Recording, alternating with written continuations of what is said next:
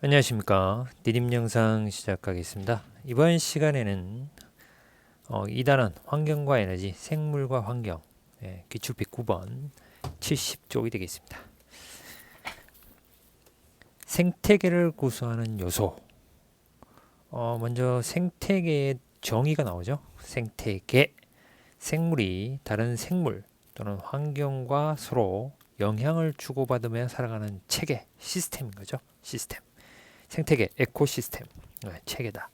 생태계는 개체, 독립적으로 생명 활동을 할 수 있는 하나의 생명체, 개체가 모여서 개체군이 됩니다. 일정한 지역에 사는 같은 종의 개체들의 무리, 개체군입니다. 개체군은 한 종으로만 되어 있어요. 그럼 일정한 지역에 이제 한 개체군만 있는 게 아니고 또 다른 개체군도 있겠죠. 그럼 개체군의 집합, 군집. 일정한 지역에 사는 여러 개체군의 무리, 여러 종의 생물로 이루어져 있고요. 그 다음에 이런 생물과 환경 서로 영향을 주고받는 체계, 생태계를 구성한다. 우리 교과서에도 요 그림이 나와 있죠. 요 그림. 개체, 개체군, 고라니죠. 여기도 개체군. 이런 식물도 마찬가지로 식물도 군집, 그 다음에 환경까지 생태계 이렇게 되겠습니다. 자, 생태계 구성 요소 2번 생물 요소와 비생물 요소로 구성됩니다. 생물 요소는 역할에 따라서 생산자, 광합성으로 스스로 양분을 만드는 생물이 이제 생산자입니다. 그래서 물에 사는 식물성 플랑크톤 이런 것들이 있고요. 그 다음에 소비자, 다른 생물을 먹이로 하여 양분을 얻는 생물, 초식동물, 육식동물, 동물성 플랑크톤. 1차 소비자, 2차 소비자, 3차 소비자 이렇게 되어 있죠. 세 번째 분해자.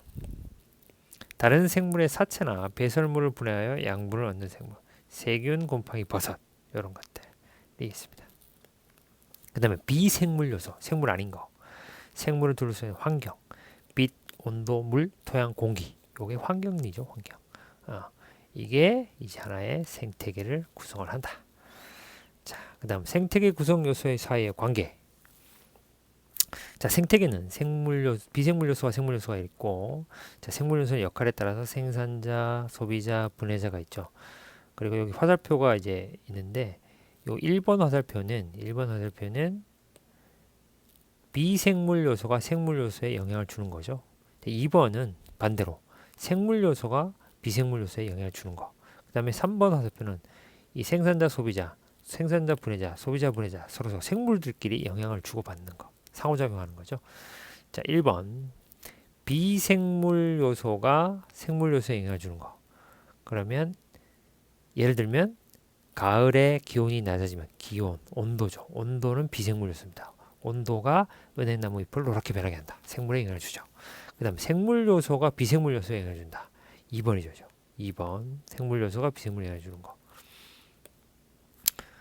낙엽이 쌓여 분해되면 토양이 비옥해진다. 낙엽은 생물이잖아요. 토양은 비생물이죠. 토양을 어떻게 만들어준다? 비옥하게 만들어준다.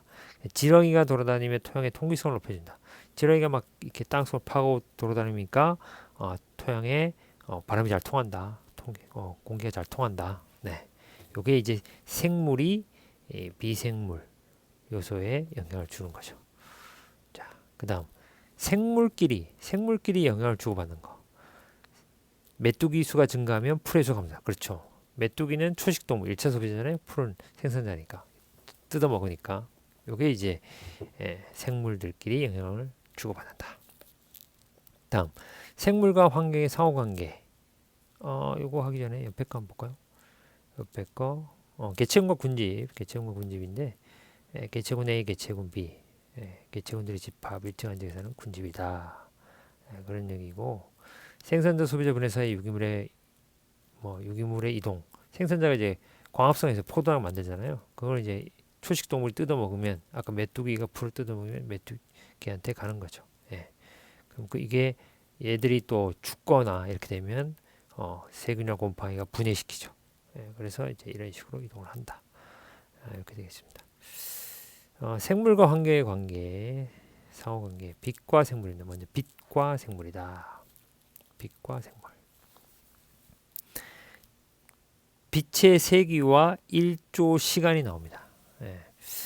예전에 이제 작년에는 이게 빛의 파장도 나왔는데 올해 이제 교과서에서 빛의 파장이 빠졌습니다. 식물의 종류에 따라 생존에 유리한 빛의 세기가 다르며 강한 빛에 적응한 식물은 약한 빛에 적응한 식물보다 울타리 조직이 발달하여 빛이 두껍다. 울타리 조직이란 말인데 울타리 조직은 요게 울타리 조직입니다. 요게 울타리 조직입니다. 요 부분. 네. 근데 강한 빛을 받는 잎은 울타리 조직이 좀 두껍죠. 이렇게 두껍게 이렇게 돼 있지만 약한 빛을 받는 울타리 조직이 얇아요. 이렇게. 예. 그래서 빛의 세기에 따라 식물이 잘 적응, 한 종이라도 같은 종이라도 적응을 한다는 겁니다. 예.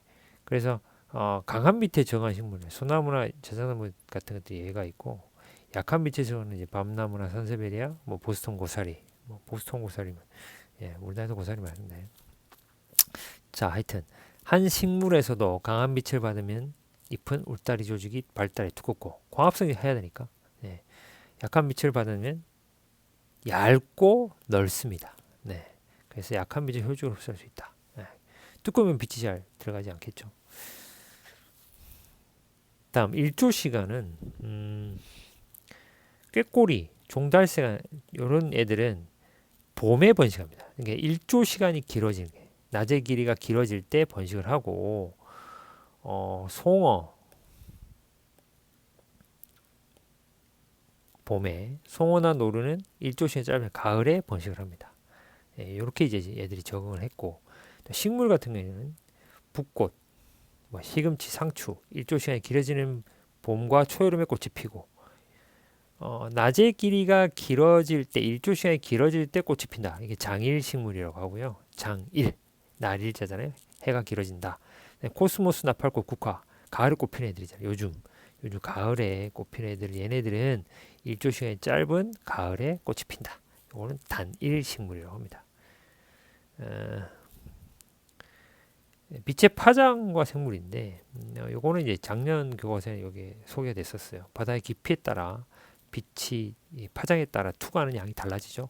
그러니까 얕은 파장이 이제 길수록 얕은 바다 깊이 투과를 못하는 거죠. 파장이 길면 길수록. 근데 파장이 짧을수록 이게 주로 파란색 계열은 이제 빛이 더 깊이 바다 깊이로 들어가게 됩니다. 그러면 이제 깊이에 따라 그 빛을 흡수하는 파장을 잘 흡수하는 그 해조류들이 다 달라요. 뭐 갈조류, 홍조류, 뭐 녹조류 이런 것들이. 그래서 이제 걔네들이 서식하는 깊이가 또 달라진다. 뭐 그런 이야기고. 식물의 이제 개화와 일조 시간인데 지금 이 그림을 보면은 왼쪽에 있는 게 이제 단일 식물입니다. 단일 식물. 오른쪽은 이제 장일 식물인데 단일 식물은 낮의 길이가 짧을 때 가을에 요즘 같은 가을에 이제 뭐 피는 국화 대표적인 거 코스모스 뭐 이런 것들이 이제 단일 식물이고 장일 식물이 이제 붓꽃 뭐 이런 게 대표적인 게 붓꽃처럼 생겼죠. 예, 붓꽃 꽃 폈잖아 지금. 예. 그래서 낮의 길이 이게 낮이잖아요. 하얀 게 낮의 길이가 길 때 꽃이 핀다. 개화 꽃이 핀다. 예, 붓꽃 이런 것들이. 근데 이제 단일 식물은 낮의 길이가 짧을 때 요즘처럼 낮의 길이가 짧을 때 이제 꽃이 핀다.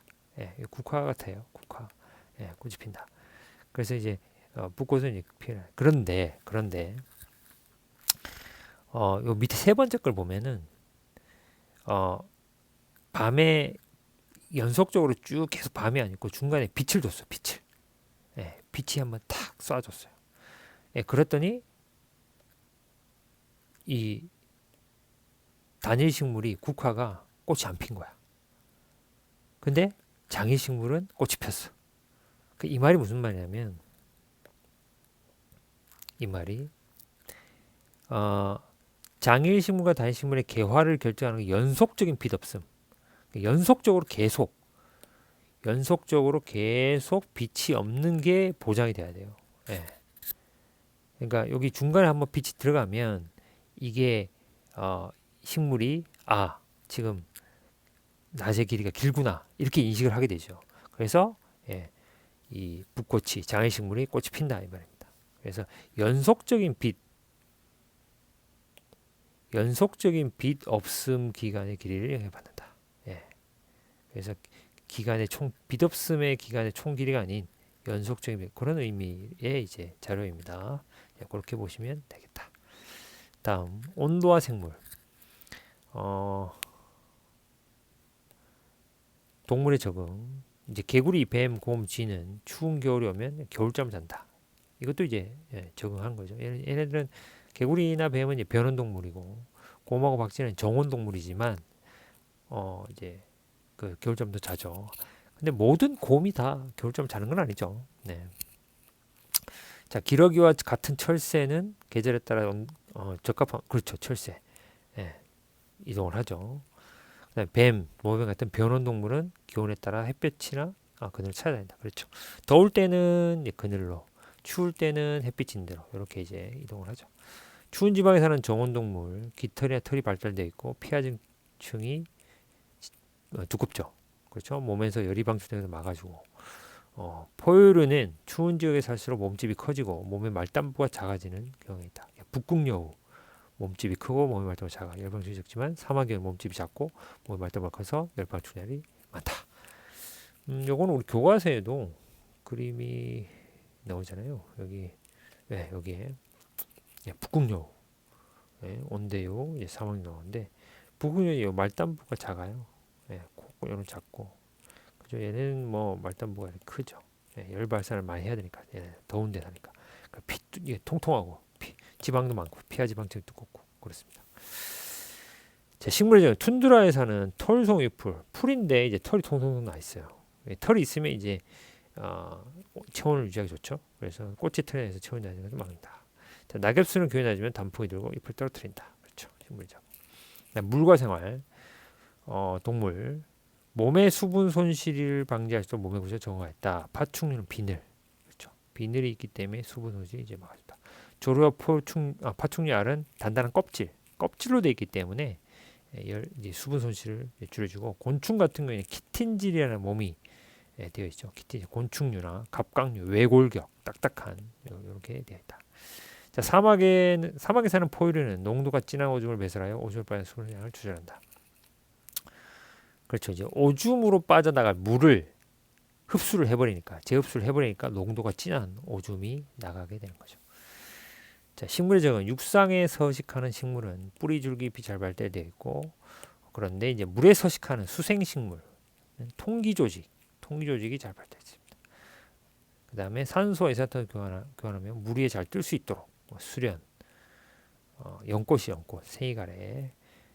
그 다음에 건조한 곳에 사는 생물, 건생식물, 뿌리와 저수라는 말은 저장한다. 여기 있네요. 물을 저장하는 조직이 이제 저수조직입니다. 그래서 잎이 가시로 변했어요. 그러면 잎에서 이제 증산작용이 일어나는데, 증산작용이 일어나는 잎이 없으니까 수분 손실을 줄여주겠죠. 네. 선인장, 알로에. 자, 토양과 생물. 공기를 비교적 많이 포함한 토양의 표면에 산소 세균이 많고, 호기성 세균이랍니다. 호기. 산소를 좋아하는, 기체를 좋아하는. 그다음에 공기를 적게 포함한 토양의 깊은 곳에는 무산소 세균, 이건 혐기성 세균이라고 합니다. 혐기성 세균이다. 혐기라는 말은 공기, 산소를 혐오한다. 이거는 호기성, 혐기성 이런 표현도 씁니다. 자, 염분이 높은 땅에 사는 함초는 고농도의 염분을 저장하는 조직이 발달돼 수분을 잘 흡수한다. 이게 삼투압과도 관련이 있는데, 지렁이와 두더지는 흙 속에 돌아다니며 토양의 통기성을 높이고, 지렁이의 배설물에 영양물질이 많아 지렁이가 많은 토양 성분이 변한다. 이게 생물이, 그렇죠? 환경에 영향을 주는 여기서 본 거죠. 그렇죠, 그렇죠? 생물이 환경에 영향을 주는 2번에 해당되는 거다.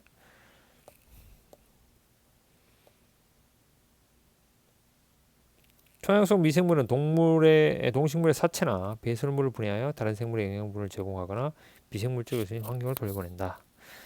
공기와 생물, 동식물의 호흡과 식물의 광합성은 공기 조성에 영향을 미친다. 그렇죠.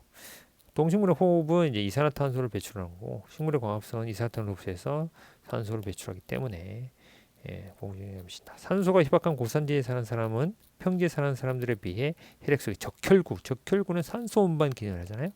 이 산소 운반을 많이 하기 위해서는 고산지대는 산소 가 희박하죠. 네, 희박하기 때문에 산소 운반을 잘하려면 그만큼 혈액 속에 적혈구가 많아져야 산소 운반을 잘할 수 있겠죠. 그래서 산소가 부족한 게 적응하는 거죠. 자, 이번 시간에는 생물과 환경에 대해서 살펴보았습니다. 수고했습니다.